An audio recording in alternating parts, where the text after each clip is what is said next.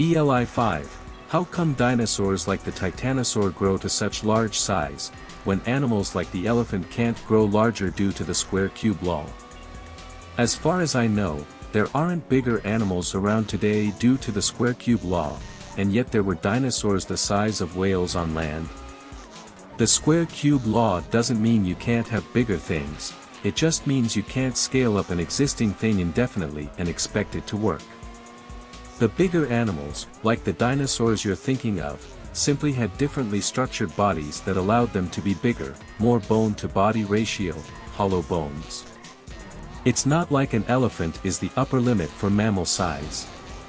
If you took a mouse and made it as big as an elephant, it would also collapse. If you took a small dinosaur, and made it bigger, it would also, probably, not work.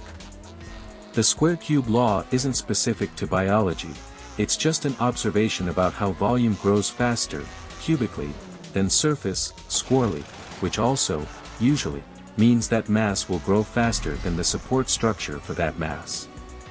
An elephant's weight is supported by its bones, muscles, etc.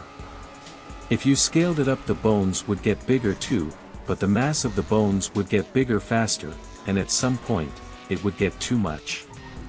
If you wanted a bigger elephant, you'd need to change how much bone it has compared to its body size, not just how much bone it has compared to a smaller elephant.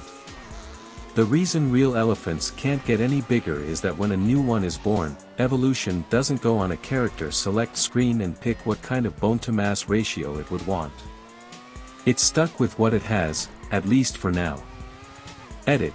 Just to address this, because people keep posting bits and pieces of it in the replies, yes, the square cube law has many more biological implications than just collapsing under your own weight because your bones and whatnot were not prepared to handle it. That's just the most common thing you hear when people talk about it in popularization, because it's kind of fun, in a morbid way. One other thing that becomes a problem, and you can see this very well with elephants specifically, is that as you grow, you become to have cooling problems, since you gradually have less and less skin to dissipate the heat, proportional to how much you're producing. That's why elephants have such huge ears.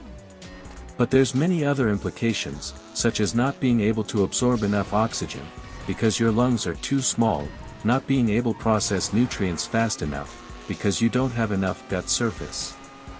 Really, anything that has anything to do with the surface or cross-section of an organ will become problematic if you scale an animal up or down.